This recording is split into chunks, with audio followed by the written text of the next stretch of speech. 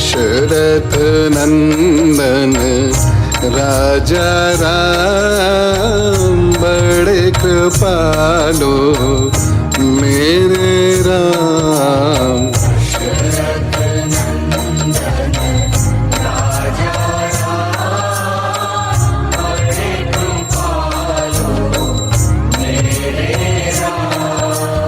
दशरथ नंदन राजा राम बड़े कृपालो मेरे राम।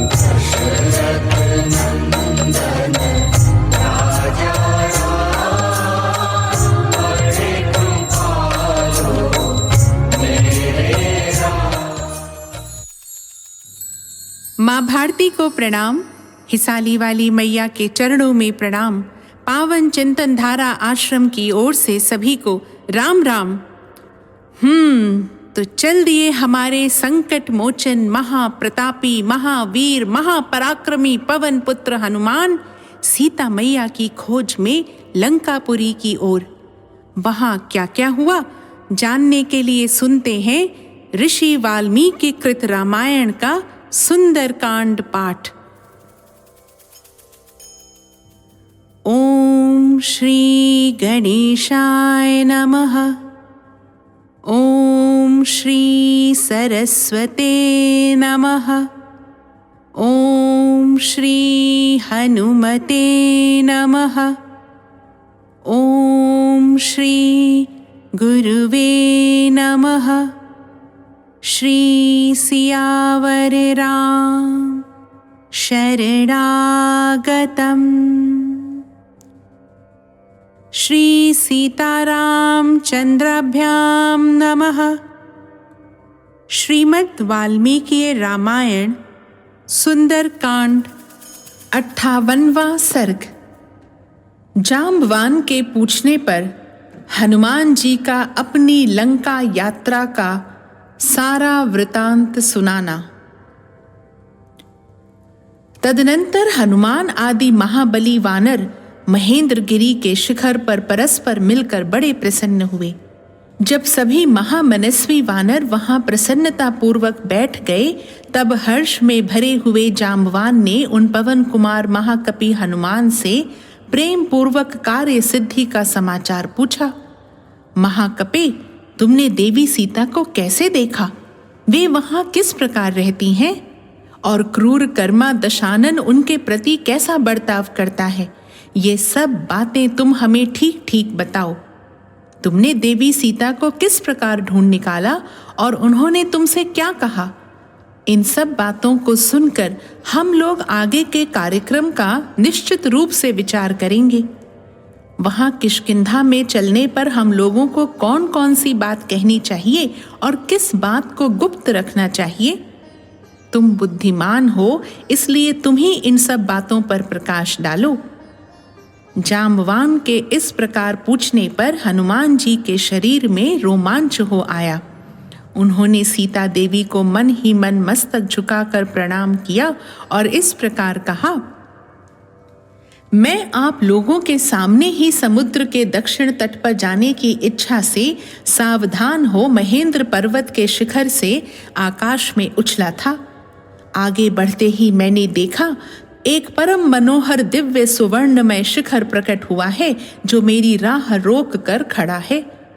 वह मेरी यात्रा के लिए भयानक विघ्न सा प्रतीत हुआ। मैंने उसे मूर्तिमान विघ्न ही माना।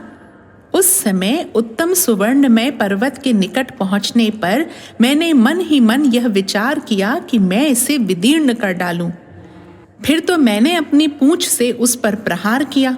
उसकी टक्कर लगते ही उस महान पर्वत के सूर्य तुल्य तेजस्वी शिखर के सहस्त्रों टुकड़े हो गए।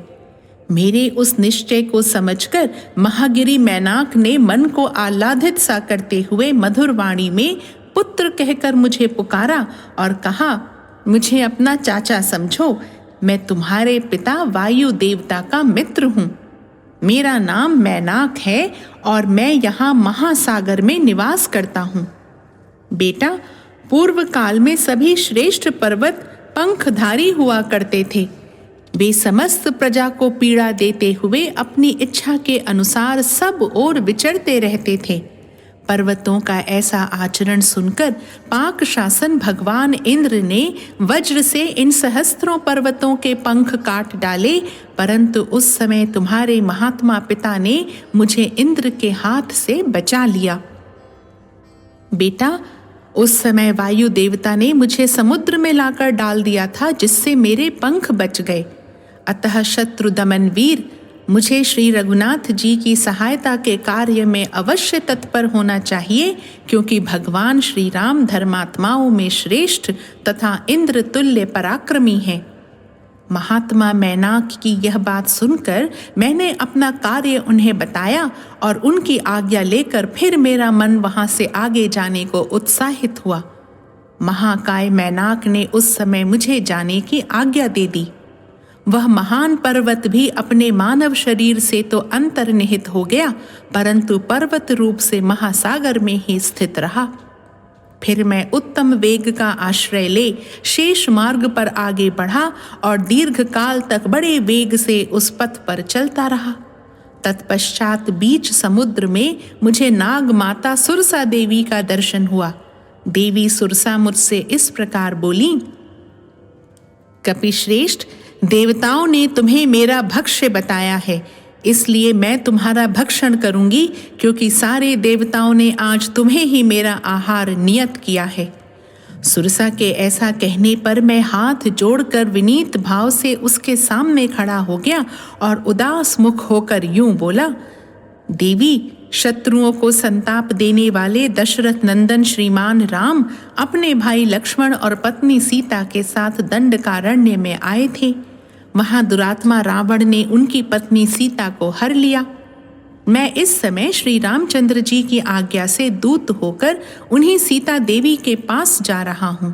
तुम भी श्री रामचंद्र जी के ही राज्य में रहती हो, इसलिए तुम्हें उनकी सहायता करनी चाहिए। अथवा मैं मिथिलेश कुमारी सीता तथा अनायास ही महान कर्म करने वाले श्री रामचंद्र जी का दर्शन करके तुम्हारे मुख में आ जाऊंगा, यह तुमसे सच्ची प्रतिज्ञा करके कहता हूं। मेरे ऐसा कहने पर इच्छानुसार रूप धारण करने वाली सुरसा बोली, मुझे यह वर मिला हुआ है कि मेरे आहार के रूप में निकट आया हुआ कोई भी प्राणी मुझे टाल कर आगे नहीं जा सकता। जब सुरसा ने ऐसा कहा, उस समय मेरा शरीर 10 योजन बड़ा था, किंतु एक ही क्षण में मैं उससे 1.5 बड़ा हो गया। तब सुरसा ने भी अपने मुंह को मेरे शरीर की अपेक्षा अधिक फैला लिया। उसके फैले हुए मुंह को देखकर मैंने फिर अपने स्वरूप को छोटा कर लिया। उसी मुहूर्त में मेरा शरीर अंगूठे के बराबर हो गया। फिर तो मैं सुरसा के मुंह में शीघ्र ही घुस गया और तत्क्षण बाहर निकल आया। उस समय सुरसा देवी ने अपने दिव्य रूप में स्थित होकर मुझसे कहा, सौम्य, कपिश्रेष्ठ, अब तुम कार्य सिद्धि के लिए सुखपूर्वक यात्रा करो और विदेह नंदिनी सीता को महात्मा रघुनाथ जी से मिलाओ। महाबाहु वानर, तुम सुखी रहो, मैं तुम पर बहुत प्रसन्न हूँ। उस समय सभी प्राणियों ने साधु साधु कहकर मेरी भूरी भूरी प्रशंसा की। तत्पश्चात मैं गरुण की भांति उस विशाल आकाश में फिर उड़ने लगा। उस समय किसी ने मेरी परछाई पकड़ ली, किंतु मैं किसी को देख नहीं पाता था। छाया पकड़ी जाने से मेरा वेग अवरुद्ध हो गया, अतः मैं 10 दिशाओं की ओर देखने लगा, परंतु जिसने मेरी गति रोक दी थी ऐसा कोई प्राणी मुझे वहां नहीं दिखाई दिया। तब मेरे मन में यह चिंता हुई कि मेरी यात्रा में ऐसा कौन सा विघ्न पैदा हो गया जिसका यहाँ रूप नहीं दिखाई दे रहा है। इसी सोच में पड़े पड़े मैंने जब नीचे की ओर दृष्टि डाली, तब मुझे एक भयानक राक्षसी दिखाई दी जो जल में निवास करती थी। उस भीषण निशाचरी ने बड़े जोर से अट्टहास करके निर्भय खड़े हुए मुझसे गरज गरज कर यह अमंगलजनक बात कही, विशाल काय वानर, कहाँ जाओगे? मैं भूखी हुई हूँ, तुम मेरे लिए मनोवांछित भोजन हो। आओ, चिरकाल से निराहार पड़े हुए मेरे शरीर और प्राणों को तृप्त करो। तब मैंने बहुत अच्छा कहकर उसकी बात मान ली और अपने शरीर को उसके मुख के प्रमाण से बहुत अधिक बढ़ा लिया। परंतु उसका विशाल और भयानक मुख भी मुझे भक्षण करने के लिए बढ़ने लगा। उसने मुझे या मेरे प्रभाव को नहीं जाना तथा मैंने जो छल किया था वह भी उसकी समझ में नहीं आया। फिर तो पलक मारते मारते मैंने अपने विशाल रूप को अत्यंत छोटा बना लिया और उसका कलेजा निकालकर आकाश में उड़ गया। मेरे द्वारा कलेजे के काट लिए जाने पर पर्वत के समान भयानक शरीर वाली वह दुष्टा राक्षसी अपनी दोनों बाहें शिथिल हो जाने के कारण समुद्र के जल में गिर पड़ी। उस समय मुझे आकाशचारी सिद्ध महात्माओं की यह सौम्य वाणी सुनाई दी, अहो, इस सिंहिका नाम वाली भयानक राक्षसी को हनुमान जी ने शीघ्र ही मार डाला। उसे मारकर मैंने फिर अपने उस आवश्यक कार्य पर ध्यान दिया जिसकी पूर्ति में अधिक विलंब हो चुका था। उस विशाल मार्ग को समाप्त करके मैंने पर्वतमालाओं से मंडित समुद्र का वह दक्षिण किनारा देखा जहां लंकापुरी बसी हुई है। सूर्य देव के अस्ताचल को चले जाने पर मैंने राक्षसों के निवास स्थान भूता लंकापुरी में प्रवेश किया, किंतु वे भयानक पराक्रमी राक्षस मेरे विषय में कुछ भी जान न सके। मेरे प्रवेश करते ही प्रलय काल के मेघ की भांति काली कांति वाली एक स्त्री अट्टहास करती हुई मेरे सामने खड़ी हो गई। उसके सिर के बाल प्रज्वलित अग्नि के समान दिखाई देते थे। वह मुझे मार डालना चाहती थी। यह देख मैंने बाएं हाथ के मुक्के से प्रहार करके उस भयंकर निशाचरी को परास्त कर दिया और प्रदोष काल में पुरी के भीतर प्रविष्ट हुआ। उस समय उस डरी हुई निशाचरी ने मुझसे इस प्रकार कहा, वीर, मैं साक्षात लंकापुरी हूँ। तुमने अपने पराक्रम से मुझे जीत लिया है, इसलिए तुम समस्त राक्षसों पर पूर्णतः विजय प्राप्त कर लोगे। वहां सारी रात नगर में घर घर घूमने और रावण के अंतःपुर में पहुंचने पर भी मैंने सुंदर कटी प्रदेश वाली जनक नंदिनी सीता को नहीं देखा। रावण के महल में सीता को न देखने पर मैं शोक सागर में डूब गया। उस समय मुझे उस शोक का कहीं पार नहीं दिखाई देता था। सोच में पड़े पड़े ही मैंने एक उत्तम गृहोद्यान देखा जो सोने के बने हुए सुंदर परकोटे से घिरा हुआ था। तब उस परकोटे को लांघकर मैंने उस गृहोद्यान को देखा जो बहुसंख्यक वृक्षों से भरा हुआ था। उस अशोक वाटिका के बीच में मुझे एक बहुत ऊंचा अशोक वृक्ष दिखाई दिया। उस पर चढ़कर मैंने सुवर्णमय कदली वन देखा तथा उस अशोक वृक्ष के पास ही मुझे सर्वांग सुंदरी सीता जी का दर्शन हुआ। वे सदा 16 वर्ष की सी अवस्था में युक्त दिखाई देती हैं। उनके नेत्र प्रफुल्ल कमल दल के समान सुंदर हैं। सीता जी उपवास करने के कारण अत्यंत दुर्बल हो गई हैं और उनकी यह दुर्बलता उनका मुख देखते ही स्पष्ट हो जाती है। वे एक ही वस्त्र पहनी हुई हैं और उनके केश धूल से धूसर हो गए हैं। उनके सारे अंग शोक संताप से दीन दिखाई देते हैं। वे अपने स्वामी के हित चिंतन में तत्पर हैं।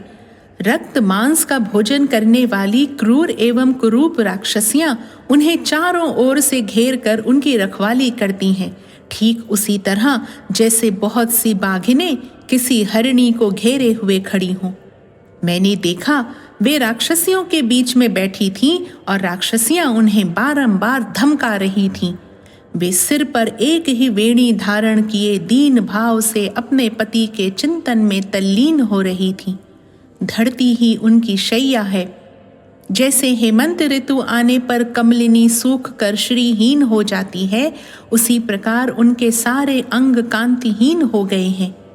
रावण की ओर से उनका हार्दिक भाव सर्वथा दूर है। वे मरने का निश्चय कर चुकी हैं। उसी अवस्था में मैं किसी तरह शीघ्रता पूर्वक मृगनयनी सीता के पास पहुंच सका। वैसी अवस्था में पड़ी हुई उन यशस्विनी नारी श्री राम पत्नी सीता को अशोक वृक्ष के नीचे बैठी देख मैं ही उस वृक्ष पर स्थित हो गया और उन्हें वहीं से निहारने लगा। इतने ही में रावण के महल में करधनी और नूपुरों की झनकार से मिला हुआ अधिक गंभीर कोलाहल सुनाई पड़ा। फिर तो मैंने अत्यंत उद्विग्न होकर अपने स्वरूप को समेट लिया, छोटा बना लिया और पक्षी के समान उस गहन शिनशपा अशोक वृक्ष में छिपा बैठा रहा। इतने ही में रावण की स्त्रियां और महाबली रावण ये सब के सब उस स्थान पर आ पहुंचे जहां सीता देवी विराजमान थीं। राक्षसों के स्वामी रावण को देखते ही सुंदर कटी प्रदेश वाली सीता अपनी जांघों को सिकोड़कर और उभरे हुए दोनों स्तनों को भुजाओं से ढककर बैठ गईं। वे अत्यंत भयभीत और उद्विग्न होकर इधर उधर देखने लगीं। उन्हें कोई भी अपना रक्षक नहीं दिखाई देता था। भय से कांपती हुई अत्यंत दुखिनी तपस्विनी सीता के सामने जा दशमुख रावण नीचे सिर किए उनके चरणों में गिर पड़ा और इस प्रकार बोला, विदेह कुमारी, मैं तुम्हारा सेवक हूं, तुम मुझे अधिक आदर दो। इतने पर भी अपने प्रति उनकी उपेक्षा देख वह कुपित होकर बोला, गर्वीली सीते, यदि तू घमंड में आकर मेरा अभिनंदन नहीं करेगी तो आज से 2 महीने के बाद मैं तेरा खून पी जाऊंगा। दुरात्मा रावण की यह बात सुनकर सीता ने अत्यंत कुपित हो यह उत्तम वचन कहा, नीच निशाचर, अमित तेजस्वी भगवान श्री राम की पत्नी और इक्ष्वाकु कुल के स्वामी महाराज दशरथ के पुत्र वधू से यह न कहने योग्य बात कहते समय तेरी जीभ क्यों नहीं गिर गई? दुष्ट पापी, तुझ में क्या पराक्रम है? मेरे पतिदेव जब निकट नहीं थे तब तू उन महात्मा की दृष्टि से छिपकर चोरी चोरी मुझे हर लाया। तू भगवान श्री राम की समानता नहीं कर सकता। तू तो उनका दास होने योग्य भी नहीं है। श्री रघुनाथ जी सर्वथा अजेय, सत्यभाषी, शूरवीर और युद्ध के अभिलाषी एवं प्रशंसक हैं। जनक नंदिनी के ऐसी कठोर बात कहने पर दशमुख रावण चिता में लगी हुई आग की भांति सहसा क्रोध से जल उठा और अपनी क्रूर आंखें फाड़ फाड़ कर देखता हुआ दाहिना मुक्का तान कर मिथिलेश कुमारी को मारने के लिए तैयार हो गया। यह देख उस समय वहां खड़ी हुई स्त्रियां हाहाकार करने लगी। इतने में ही उन स्त्रियों के बीच से उस दुरात्मा की सुंदरी भार्या मंदोदरी झपट कर आगे आई और उसने रावण को ऐसा करने से रोका। साथ ही उस काम पीड़ित निशाचर से मधुर वाणी में कहा, महेंद्र के समान पराक्रमी राक्षस राज, सीता से तुम्हें क्या काम है? आज मेरे साथ रमण करो। जनक नंदिनी सीता मुझसे अधिक सुंदरी नहीं है। प्रभो, देवताओं, गंधर्वों और यक्षों की कन्याएं हैं, इनके साथ रमण करो। सीता को लेकर क्या करोगे? तदनंतर वे सब स्त्रियां मिलकर उस महाबली निशाचर रावण को सहसा वहां से उठाकर अपने महल में ले गईं। दशमुख रावण के चले जाने पर विकराल मुख वाली राक्षसियां अत्यंत दारुण क्रूरतापूर्ण वचनों द्वारा सीता को डराने धमकाने लगीं, परंतु जानकी ने उनकी बातों को तिनके के समान तुच्छ समझा। उनका सारा गर्जन तर्जन सीता के पास पहुंचकर व्यर्थ हो गया। इस प्रकार गर्जना और सारी चेष्टाओं के व्यर्थ हो जाने पर उन मांस भक्षणी राक्षसियों ने रावण के पास जाकर उसे सीता जी का महान निश्चय कह सुनाया। फिर वे सब की सब उन्हें अनेक प्रकार से कष्ट दे हताश तथा उद्योग शून्य हो निद्रा के वशीभूत होकर सो गईं। उन सब के सो जाने पर पति के हित में तत्पर रहने वाली सीता जी करुणा पूर्वक विलाप कर अत्यंत दीन और दुखी हो शोक करने लगी। उन राक्षसियों के बीच से त्रिजटा नाम वाली राक्षसी उठी और अन्य निशाचरियों से इस प्रकार बोली, अरे तुम सब अपने आप को ही जल्दी जल्दी खा जाओ, कजरारे नेत्रों वाली सीता को नहीं। ये राजा दशरथ के पुत्र वधू और जनक की लाडली सती साध्वी सीता इस योग्य नहीं है। आज अभी मैंने बड़ा भयंकर तथा रोंगटे खड़े कर देने वाला स्वप्न देखा है। वह राक्षसों के विनाश तथा इन सीता देवी के पति की विजय का सूचक है। ये सीता ही श्री रघुनाथ जी के रोष से हमारी और इन सब राक्षसियों की रक्षा करने में समर्थ हैं। अतः हम लोग विदेह नंदिनी से अपने अपराधों के लिए क्षमा याचना करें, यही मुझे अच्छा लगता है। यदि किसी दुखिनी के विषय में ऐसा स्वप्न देखा जाता है तो वह अनेक विध दुखों से छूटकर परम उत्तम सुख पाती है। राक्षसियों, केवल प्रणाम करने मात्र से मिथिलेश कुमारी जानकी प्रसन्न हो जाएंगी और ये महान भय से मेरी रक्षा करेंगी। तब लज्जावती बाला सीता पति की विजय की संभावना से प्रसन्न हो बोली, यदि यह बात सच होगी तो मैं अवश्य तुम लोगों की रक्षा करूंगी। कुछ विश्राम के पश्चात मैं सीता की वैसी दारुण दशा देखकर बड़ी चिंता में पड़ गया। मेरे मन को शांति नहीं मिलती थी। फिर मैंने जानकी जी के साथ वार्तालाप करने के लिए एक उपाय सोचा। पहले मैंने इक्ष्वाकु वंश की प्रशंसा की। राजर्षियों की स्तुति से विभूषित मेरी यह वाणी सुनकर देवी सीता के नेत्रों से आंसू भर आए और वे मुझसे बोली, कपिश्रेष्ठ, तुम कौन हो? किसने तुम्हें भेजा है? यहाँ कैसे आए हो? और भगवान श्री राम के साथ तुम्हारा कैसा प्रेम है, यह सब मुझे बताओ। उनका वह वचन सुनकर मैंने भी कहा, देवी, तुम्हारे पतिदेव श्री राम के सहायक एक भयंकर पराक्रमी बल विक्रम संपन्न महाबली वानर राज हैं, जिनका नाम सुग्रीव है। उन्हीं का मुझे सेवक समझो। मेरा नाम हनुमान है। अनायास ही महान कर्म करने वाले तुम्हारे पति श्री राम ने मुझे भेजा है, इसलिए मैं यहाँ आया हूँ। यशस्विनी पुरुष सिंह दशरथ नंदन साक्षात श्रीमान राम ने पहचान के लिए यह अंगूठी तुम्हें दी है। देवी, मैं चाहता हूं कि आप मुझे आज्ञा दें कि मैं आपकी क्या सेवा करूं। आप कहें तो मैं अभी आपको श्री राम और लक्ष्मण के पास पहुंचा दूं। इस विषय में आपका क्या उत्तर है?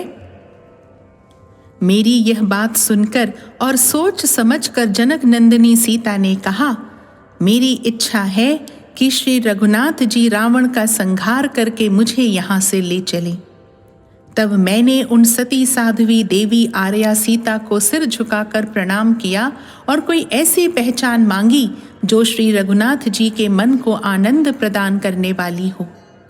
मेरे मांगने पर सीता जी ने कहा, लो, यह उत्तम चूड़ामणि है, जिसे पाकर महाबाहु श्री राम तुम्हारा विशेष आदर करेंगे।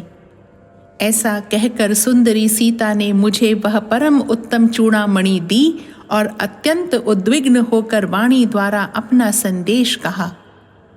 तब मन ही मन यहाँ आने के लिए उत्सुक हो एकाग्र चित्त होकर मैंने राजकुमारी सीता को प्रणाम किया और उनकी दक्षिणावर्त परिक्रमा की। उस समय उन्होंने मन से कुछ निश्चय करके पुनः मुझे उत्तर दिया, हनुमान, तुम श्री रघुनाथ जी को मेरा सारा वृतांत सुनाना और ऐसा प्रयत्न करना जिससे सुग्रीव सहित वे दोनों वीर बंधु श्री राम और लक्ष्मण मेरा हाल सुनते ही अविलंब यहाँ आ जाएं। यदि इसके विपरीत हुआ तो 2 महीने तक मेरा जीवन और शेष है।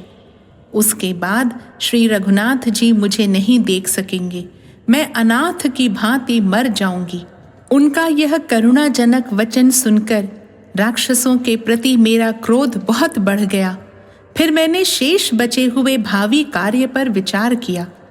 तदनंतर मेरा शरीर बढ़ने लगा और तत्काल पर्वत के समान हो गया। मैंने युद्ध की इच्छा से रावण के उस वन को उजाड़ना आरंभ किया। जहाँ के पशु और पक्षी घबराए और डरे हुए थे, उस उजड़े हुए वनखंड को वहां सोकर उठी हुई विकराल मुख वाली राक्षसियों ने देखा। उस वन में मुझे देखकर वे सब इधर उधर से जुट गईं और तुरंत रावण के पास जाकर उन्होंने वन विध्वंस का सारा समाचार कहा। महाबली राक्षसराज एक दुरात्मा वानर ने आपके बल पराक्रम को कुछ भी न समझकर इस दुर्गम प्रमदावन को उजाड़ डाला है। महाराज, यह उसकी दुर्बुद्धि ही है जो उसने आपका अपराध किया। आप शीघ्र ही उसके वध की आज्ञा दें, जिससे वह फिर बचकर चला न जाए। यह सुनकर राक्षस राज ने अपने मन के अनुकूल चलने वाले किंकर नामक राक्षसों को भेजा, जिन पर विजय पाना अत्यंत कठिन था। वे हाथों में शूल और मुदगर लेकर आए थे। उनकी संख्या 80,000 थी, परंतु मैंने उस वन प्रांत में एक परिघ से ही उन सब का संहार कर डाला। उनमें जो मरने से बच गए, वे जल्दी जल्दी पैर बढ़ाते हुए भाग गए। उन्होंने रावण को मेरे द्वारा सारी सेना के मारे जाने का समाचार बताया। तत्पश्चात मेरे मन में एक नया विचार उत्पन्न हुआ और मैंने क्रोध पूर्वक वहां के उत्तम चैत्य प्रासाद को, जो लंका का सबसे सुंदर भवन था तथा जिसमें 100 खंबे लगे हुए थे, वहां के राक्षसों का संहार करके तोड़ फोड़ डाला। तब रावण ने घोर रूप वाले भयानक राक्षसों के साथ, जिनकी संख्या बहुत अधिक थी, प्रहस्त के बेटे जम्बुमाली को युद्ध के लिए भेजा। वह राक्षस बड़ा बलवान तथा युद्ध की कला में कुशल था, तो भी मैंने अत्यंत घोर परिघ से मारकर सेवकों सहित उसे काल के गाल में डाल दिया। यह सुनकर राक्षस राज रावण ने पैदल सेना के साथ अपने मंत्री के पुत्रों को भेजा, जो बड़े बलवान थे, किंतु मैंने परिघ से ही उन सब को यमलोक भेज दिया। सम्रांगण में शीघ्रता पूर्वक पराक्रम प्रकट करने वाले मंत्री कुमारों को मारा गया सुनकर रावण ने 5 शूरवीर सेनापतियों को भेजा। उन सब को भी मैंने सेना सहित मौत के घाट उतार दिया। तब दशमुख रावण ने अपने पुत्र महाबली अक्ष कुमार को बहुसंख्यक राक्षसों के साथ युद्ध के लिए भेजा। मंदोदरी का वह पुत्र युद्ध की कला में बड़ा प्रवीण था। वह आकाश में उड़ रहा था। उसी समय मैंने सहसा उसके दोनों पैर पकड़ लिए और 100 बार घुमाकर उसे पृथ्वी पर पटक दिया। इस तरह वहां पड़े हुए कुमार अक्ष को मैंने पीस डाला। अक्ष कुमार युद्ध भूमि में आया और मारा गया। यह सुनकर दशमुख रावण ने अत्यंत कुपित हो अपने दूसरे पुत्र इंद्रजित को, जो बड़ा ही रण दुर्मद और बलवान था, भेजा। उसके साथ आई हुई सारी सेना को और उस राक्षस शिरोमणि को भी युद्ध में हतोत्साह करके मुझे बड़ा हर्ष हुआ। रावण ने इस महाबली महाबाहु वीर को अनेक मदमत्त वीरों के साथ बड़े विश्वास से भेजा था। इंद्रजित ने देखा मेरी सारी सेना कुचल डाली गई, तब उसने समझ लिया कि इस वानर का सामना करना असंभव है। अतः उसने बड़े वेग से ब्रह्मास्त्र चलाकर मुझे बांध लिया। फिर तो वहां राक्षसों ने मुझे रस्सियों से भी बांधा। इस तरह मुझे पकड़कर वे सब रावण के समीप ले आए। दुरात्मा रावण ने मुझे देखकर वार्तालाप आरंभ किया और पूछा, तू लंका में क्यों आया तथा राक्षसों का वध तूने क्यों किया? मैंने वहां उत्तर दिया, यह सब कुछ मैंने सीता जी के लिए किया है। प्रभु, जनक नंदिनी के दर्शन की इच्छा से ही मैं तुम्हारे महल में आया हूं। मैं वायु देवता का औरस पुत्र हूं, जाति का वानर हूं और हनुमान मेरा नाम है। मुझे श्री रामचंद्र जी का दूत और सुग्रीव का मंत्री समझो। श्री रामचंद्र जी का दूत कार्य करने के लिए ही मैं यहाँ तुम्हारे पास आया हूँ। तुम मेरे स्वामी का संदेश जो मैं तुम्हें बता रहा हूँ सुनो। राक्षस राज वानर राज सुग्रीव ने तुमसे एकाग्रता पूर्वक जो बात कही है उस पर ध्यान दो। महाभाग सुग्रीव ने तुम्हारी कुशल पूछी है और तुम्हें सुनाने के लिए यह धर्म अर्थ एवं काम से युक्त हितकर तथा लाभदायक बात कही है। जब मैं बहुसंख्यक वृक्षों से हरे हरे ऋष्यमूक पर्वत पर निवास करता था, उन दिनों रण में महान पराक्रम प्रकट करने वाले रघुनाथ जी ने मेरे साथ मित्रता स्थापित की थी। राजन, उन्होंने मुझे बताया कि राक्षस रावण ने मेरी पत्नी को हर लिया है। उसके उद्धार के कार्य में सहायता करने के लिए तुम मेरे सामने प्रतिज्ञा करो। वाली ने जिनका राज्य छीन लिया था, उन सुग्रीव के साथ अर्थात मेरे साथ लक्ष्मण सहित भगवान श्री राम ने अग्नि को साक्षी बनाकर मित्रता की है। श्री रघुनाथ जी ने युद्ध स्थल में एक ही बाण से वाली को मारकर सुग्रीव को, मुझको उछलने कूदने वाले वानरों का महाराज बना दिया है। अतः हम लोगों को संपूर्ण हृदय से उनकी सहायता करनी है। यही सोचकर सुग्रीव ने धर्मानुसार मुझे तुम्हारे पास भेजा है। उनका कहना है कि तुम तुरंत सीता को ले आओ और जब तक वीर वानर तुम्हारी सेना का संहार नहीं करते हैं, तभी तक उन्हें श्री रघुनाथ जी को सौंप दो। कौन ऐसा वीर है जिसे वानरों का यह प्रभाव पहले से ही ज्ञात नहीं है? ये वे ही वानर हैं जो युद्ध के लिए निमंत्रित होकर देवताओं के पास भी उनकी सहायता के लिए जाते हैं। इस प्रकार वानर राज सुग्रीव ने तुमसे संदेश कहा है। मेरा इतना कहते ही रावण ने रुष्ट होकर मुझे इस तरह देखा मानो अपनी दृष्टि से मुझे दग्ध कर डालेगा। भयंकर कर्म करने वाले दुरात्मा राक्षस रावण ने मेरे प्रभाव को न जानकर अपने सेवकों को आज्ञा दे दी कि इस वानर का मेरा वध कर दिया जाए। तब उसके परम बुद्धिमान भाई विभीषण ने मेरे लिए राक्षस राज रावण से प्रार्थना करते हुए कहा, राक्षस शिरोमणि, ऐसा करना उचित नहीं है। आप अपने इस निश्चय को त्याग दीजिए। आपकी दृष्टि इस समय राजनीति के विरुद्ध मार्ग पर जा रही है। राक्षस राज, राजनीति संबंधी शास्त्रों में कहीं भी दूत के वध का विधान नहीं है। दूत तो वही कहता है जैसा कहने के लिए उसे बताया गया होता है। उसका कर्तव्य है कि वह अपने स्वामी के अभिप्राय का ज्ञान करा दे।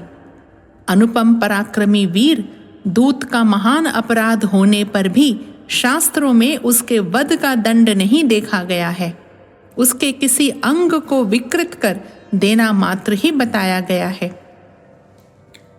विभीषण के ऐसा कहने पर रावण ने उन राक्षसों को आज्ञा दी, अच्छा तो आज इसकी यह पूंछ ही जला दो। उसकी यह आज्ञा सुनकर राक्षसों ने मेरी पूंछ में सब ओर से सुतरी की रस्सियां तथा रेशमी और सूती कपड़े लपेट दिए। इस प्रकार बांध देने के पश्चात उन प्रचंड पराक्रमी राक्षसों ने काठ के डंडों और मुक्कों से मारते हुए मेरी पूंछ में आग लगा दी। मैं दिन में लंकापुरी को अच्छी तरह देखना चाहता था, इसलिए राक्षसों द्वारा बहुत सी रस्सियों से बंधे और कसे जाने पर भी मुझे कोई पीड़ा नहीं हुई।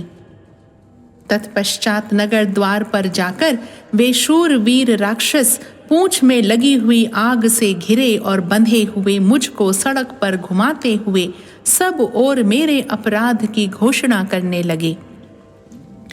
इतने ही में अपने उस विशाल रूप को संकुचित करके मैंने अपने आप को उस बंधन से छुड़ा लिया और फिर स्वाभाविक रूप में आकर मैं वहां खड़ा हो गया। फिर फाटक पर रखे हुए एक लोहे के परिघ को उठाकर मैंने उन सब राक्षसों को मार डाला।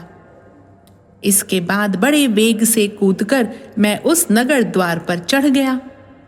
तत्पश्चात समस्त प्रजा को दग्ध करने वाली प्रलयाग्नि के समान मैं बिना किसी घबराहट के अट्टालिका और गोपुर सहित उस पुरी को अपनी जलती हुई पूंछ की आग से जलाने लगा।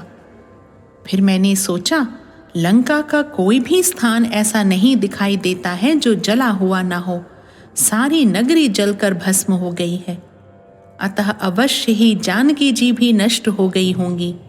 इसमें संदेह नहीं कि लंका को जलाते जलाते मैंने सीता जी को भी जला दिया और इस प्रकार भगवान श्री राम के इस महान कार्य को मैंने निष्फल कर दिया। इस तरह शोकाकुल होकर मैं बड़ी चिंता में पड़ गया। इतने ही में आश्चर्य युक्त वृतांत का वर्णन करने वाले चारणों के शुभ अक्षरों से विभूषित यह वाणी मेरे कानों में पड़ी कि जानकी जी इस आग से नहीं जली हैं। उस अद्भुत वाणी को सुनकर मेरे मन में यह विचार उत्पन्न हुआ, शुभ शकुनों से भी यही जान पड़ता है कि जानकी जी नहीं जली हैं। क्योंकि पूंछ में आग लग जाने पर भी अग्निदेव मुझे जला नहीं रहे हैं। मेरे हृदय में महान हर्ष भरा हुआ है और उत्तम सुगंध से युक्त मंद मंद वायु चल रही है।